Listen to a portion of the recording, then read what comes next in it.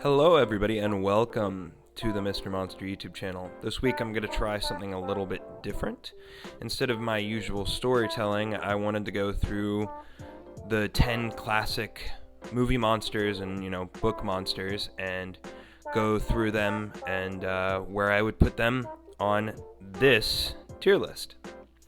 Alright, so without further ado, classic monster tier list. The first one we're going to start with today is the good old boogeyman. So the boogeyman can take any shape or form, really. It's taken a lot of different shapes and forms over the years. Some people even say the clown from It is a form of the boogeyman. Or, the boogeyman in The Nightmare Before Christmas. That's the one that used to scare me as a kid, to be completely honest with you. So the boogeyman basically is kind of like a thing to coerce children into good behavior, as it were. So I think that the boogeyman on our tier list, which is going to be S through F,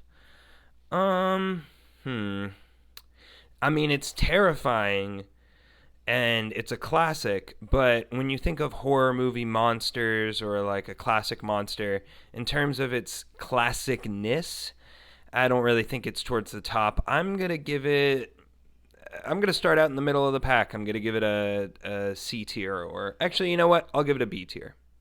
The next one on the list is the vampire. I'm not going to do the cheesy voice because it's going to come out very bad, but the vampire is a classic. It's a staple, and it's really funny. If you've ever seen JonTron's video of The Howling 2, they mix up a bunch of vampire and werewolf tropes. It's really funny. If you haven't seen that video, you should go watch it. But the vampire, it's the classic. They need to consume people's blood to survive, and they have fangs that protrude so that they can get the blood from people. I believe in some tellings of the story, the person has to be a virgin of pure spirit. In other stories, not really. In the lore, you can ward them off with garlic. They can't go out in sunlight.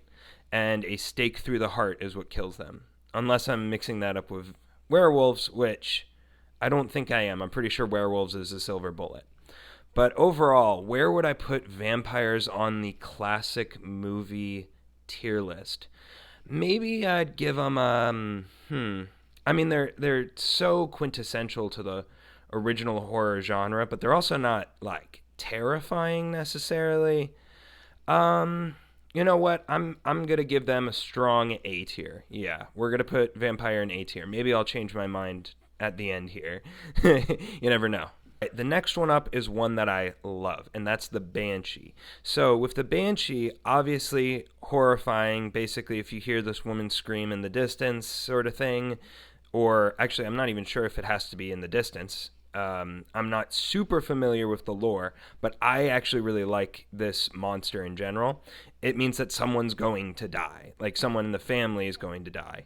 So with the Banshee, I believe it originated in Ireland, and it's been in so many different mediums in the past however many hundred years that since its inception. But I love the Banshee. Now, where would I put it in terms of the tier list? Because it itself is not doing anything to hurt you, or like the vampire is directly harming you. But it's guaranteed sadness and death. It's almost like a pre-mourning, if you will. Like this woman is mourning in the future about someone who's going to die rather than who's already died. So I think for the Banshee, I'll probably put her... You know what? I think I'm going to do my first S tier. Yeah, I think I'm going Banshee at S tier. Because, just the concept of someone screaming off in the distance and you see kind of a widow-looking figure in all black, or maybe it's all white. Don't get too mad at me in the comments, but feel free to correct me. And then someone in your family or someone you know dies, come on. That's what horror genre is all about. That's pretty dang terrifying. Next up, we got zombies. So zombies are really interesting because even in just the movies in the past like 20 or 30 years, they've been portrayed in so many different ways. You have the ones that kind of hunt people down. They're generated by a virus the majority of the time, and they're like sprinting full on, and they're going to get you to eat your brains or eat you. And you have the other ones where it's like they're mindless. They kind of just go towards sounds. I mean, depending on which one you want, it can rank how horrifying it is. Now, in terms of classicness, this isn't very old, I don't think. This is a relatively new concept, but the same features apply where it's like it's almost always some sort of illness that spreads. So, like if a zombie bites somebody, they will turn into a zombie. But then there's the other stories where it's like they're genetically immune. So, like those people, if they get bit, they don't turn into zombies, but they can be killed by zombies. Obviously, there's so many different ways to portray this in film and in storytelling, but zombies are inherently horrifying because, to some extent, it's pretty similar to like rabies in real life, because rabies makes you you know, go nuts essentially, but in a mindless sort of way. And you also become afraid of water. You start foaming at the mouth. So the realist thing to zombies is rabies. And I mean, there's literally nothing more horrifying than rabies, in my opinion. I think that's like one of the scariest illnesses. Granted, it is treatable, but only if you get vaccinations within the time that you were bit. Otherwise, if you get it too late, there's pretty much nothing they can do to save you. So I would say that zombies are up there. They're pretty horrifying, but I think it really depends on which type of zombies you're going for. If it's the one where you just have to avoid getting bit and they're slow moving, I mean, I'd rank them lower. But if they're the fast moving ones and it's like it's a virus that spreads, and I mean, obviously we know how horrifying viruses are in real life, I don't know. I'm kind of thinking S tier for this one because it's just like it comes in so many different forms, and almost every time it's horrifying because it's also, frankly, one of the more realistic ones. But so yeah, I think that's going to be my second S tier. Hopefully this isn't a top loaded list, but we'll just keep on trucking on to the next one. Nessie. So next is the Loch Ness Monster. Now, it comes in a few different forms, especially if you've seen the different film or story adaptations over the years. There's some where it can walk on land, but for the most part it is that creature with the 4 protruding limbs with the extremely long neck. I think my favorite portrayal of it in film, I mean, I'm partial to the Scooby-Doo film, if I'm being honest. I love this Scooby-Doo movie. It's just really fun. I mean, it's cheesy, obviously, it's Scooby-Doo, but I loved that as a kid. I would watch it on repeat. And then the other movie I watched on repeat was, I believe it was called Waterhorse. I loved Waterhorse. Now, that was like a really unique take, and it didn't really focus on Nessie as being like a monster necessarily. But I do love the idea of it. And in that one, I believe it's a boy finds an egg of the Loch Ness Monster, and then he slowly, he releases it to water, and then the egg hatches, and there's a Loch Ness Monster in it. And then it eventually grows to full size, and he has to save it from people who are trying to kill it. And so the Loch Ness Monster for me, try saying that 15 times fast. I've reshot this section of the video multiple times now because I keep messing up Loch Ness Monster. I mean, it's pretty cool, I guess. For the most part, it's not really scary. Is it classic? Yes. It's a nice touristy thing. But, I mean, at the same time, big fish horse thing. So I'm thinking I'm going to go D tier for Loch Ness Monster. I mean, I love it, but at the same time, it's not the coolest thing necessarily. Moving right along ahead, we're going to get to Big and Hairy, and I'm not talking about myself. Werewolves. Have you looked at the moon recently and then woken up the next day in a bloody haze, not knowing what happened? Maybe you're a werewolf. Maybe you should lay off the alcohol. I usually like them portrayed in film. I think they're so fascinating. It's funny how sometimes, like I said earlier with John Tron reviewing that My Sister is a Werewolf film, I think it was originally called Howling 2. it's funny how they mix up werewolf and vampire tropes. And I've noticed that in actually multiple mediums where they mix them up. But for werewolves, it's that when there's a full moon outside, a person with the werewolf condition, every single story has their own lore, I swear, about the werewolf condition. And then when they see the moon, they transition into a werewolf, which is like a giant wolf that sometimes stands on just its back legs and a lot of the times stands on all fours. They become oftentimes hungry for human flesh and otherwise are trying to eat people. And this only happens on a full moon, and then they'll often wake up the next day not knowing what happened or knowing what happened. There's been portrayals in this from the TV show Wednesday in smaller part and in a smaller part as well in the Harry Potter film. I mean, werewolves, they're great, but at the same time, like, it's a wolf. Wolves are kind of scary in general, but I guess this one's like hungry for human flesh. Wolves generally aren't, in real life at least. And so I guess it comes down to how classic is it? I mean, if you have any cheesy film like Hotel Transylvania, a werewolf is in it. Like, when there's a monster thing, or even if you watch a video around Halloween where it's like the Monster Mash, you got werewolves in it. Somebody's always dressed as a werewolf coming to a Halloween party.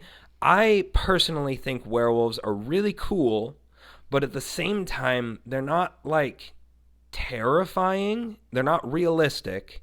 They're fun. I mean, they even had it was either Minnesota or Wisconsin Dogman, and, like, that's a fun story to kind of, like, goof around and tell with, like, the kids and stuff.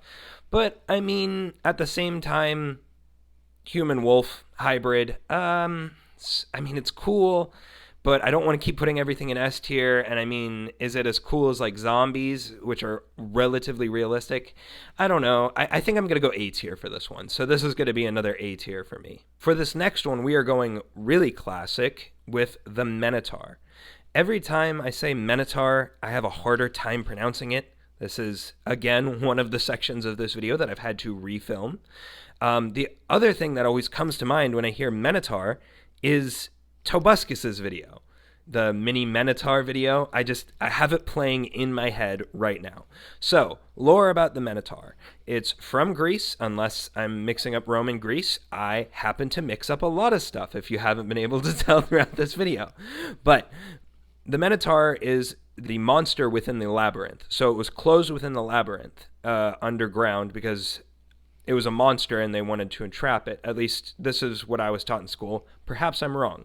Feel free to correct me in the comments. So with the Minotaur, they would often shove people into the maze to be killed by the Minotaur. And if they were able to get through the maze, if I remember correctly, then they would be given freedom. But that is also from like a third grade understanding. If you look up things on the Minotaur, you'll get some different actualization, like different information on what exactly he was in the historical context. But either way, Minotaurs are cool. Like the Minotaur is cool. The idea of being stuck in a labyrinth with a Minotaur, a monster trying to run away from it, hoping you don't reach a dead end. It's kind of like that scene in The Shining where he's like running through the maze trying to hide. I'm talking about the movie, obviously not the book. And so, I mean, it's cool and all, but it's also like, I don't know. Maybe it's just because it's been around for so long and everybody kind of knows what it is. I'm thinking this is gonna be my. I think this is gonna be on the bottom of the list. I'm thinking. I'm thinking F tier. I don't know. For me personally, maybe you guys love it. It's F tier, but at the same time, it brought that goofy early 2000s song. Wow, that was quite a mix-up with my voice. A goofy early 2000s song. The mini Minotaur. So, it's not all bad. Somebody. Okay, I can't sing the rest of that, otherwise I'll get copyright struck. But Ogres. Could probably tell by the way I was going with that. Ogres are great in terms of their fiction. You know, a monster that lives in the woods. It's horrifyingly disgusting. It smells terrible. Everybody knows it from Shrek, obviously. Great movie. But ogres in general, I mean, they're cool, I guess. But I've never seen them in like an actual horrifying context. For me personally, I don't think they're going to be ranking very high on this list. You know, Shrek is great, and ogres brought us Shrek, so there is that. But I think I'm gonna have to put this one at maybe. I'm thinking D tier. Yeah, yeah. Ogres D tier. I would put it at F, but we got Shrek from it, so it's not all bad. Just like I said in the last one, it's not all bad. All right, next we have a true classic, Frankenstein's monster. Now, Frankenstein the original story, to my understanding, is the doctor, Dr. Frankenstein, who creates his monster, Frankenstein's monster. So, with Frankenstein's monster, you know, he's an amalgamation of body parts brought together by a strike of lightning and in a wild experiment, and he goes around and terrifies a village. There's a lot more nuance to it, but obviously I'm giving you guys the cliff notes. Now, with Frankenstein, it's a really cool concept, but at the same time, it's so wildly fictional that I feel like I almost can't give it any leeway on this list. I mean, I've been a pretty harsh judge, I feel like, to this point. So with Frankenstein, I mean, this is the classic monster tier list though. So I gotta give it some cred. You know what? Let's go with B tier. I think Frankenstein's a good B tier as far as like classicness and classic horror. And I don't know. I mean, entertaining, it's always going to be just like the werewolf in the vampire, like in any monster mash type situation, like Hotel Transylvania, there's always going to be a Frankenstein. But overall, it's getting to the point, or Frankenstein's monster, I should say, but it's getting to the point where it's really overplayed. I mean, yeah, so are vampires though.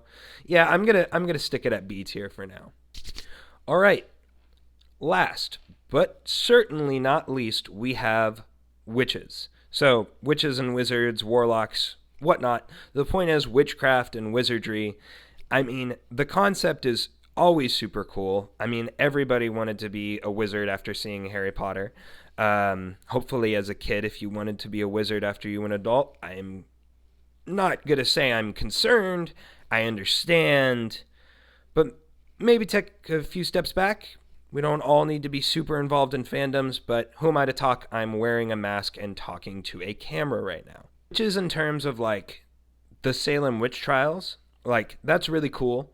Going back to Scooby-Doo, I love when they had the episode, or the movie rather, where they went to Salem and they had a real witch, but it was like a ghost witch type deal. Either way, it was very cool. And witchcraft has taken on many connotations over the years. Sometimes it's seen as like demonic, other times it's just seen as witchcraft in and of itself. Overall, really cool. I mean, the concepts from the old lore got us things like Harry Potter, and it's like, you know, a human with magic or a human with demonic energy, as a lot of people in the 80s would probably say, especially the Catholics. And so I think witches are really cool. I don't know that they're necessarily S tier, but I think they're very fascinating as far as a classic concept. And there's so much room for development as far as witches go. I mean, even if you think about like the Grisha stories, like Shadow and Bone, by Le Bardugo, or Le Bardugo, if you want to say it the fancy way. They like the witch hunters, the Druskella, often hunt people just who have magical abilities that they say are scientific. So, you know, whenever people don't understand something in a normal connotation, they often refer to it as witchcraft.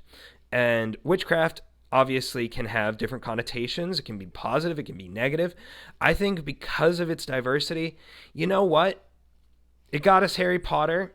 It's a classic. It's very near and dear to my heart. So I'm gonna put it at S tier. Yeah, I'm finishing off this video with an S tier for witches. So that is going to do it for today's video, you guys. I hope you enjoyed. If you did, please give it a like, share it with your friends and family who you think might enjoy it, and subscribe to my YouTube channel. Tell me what kind of videos you guys want in like the horror or classic horror genre. I've played around with the idea of making little horror shorts, as you could probably tell by the shorts on my channel.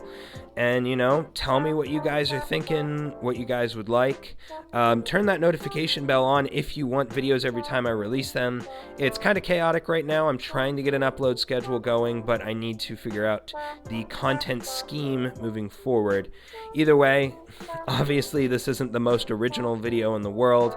I mean, right now we have Wendigoon going through the classic cryptid tier list. Well, not necessarily classic, but the cryptid tier list in the form of going through it as an iceberg. If you guys haven't watched that and you enjoy long form content, I would check his stuff out. But overall, tell me what direction you guys want me to go. I'm open to suggestions for sure. But I hope you guys enjoyed, and I am out.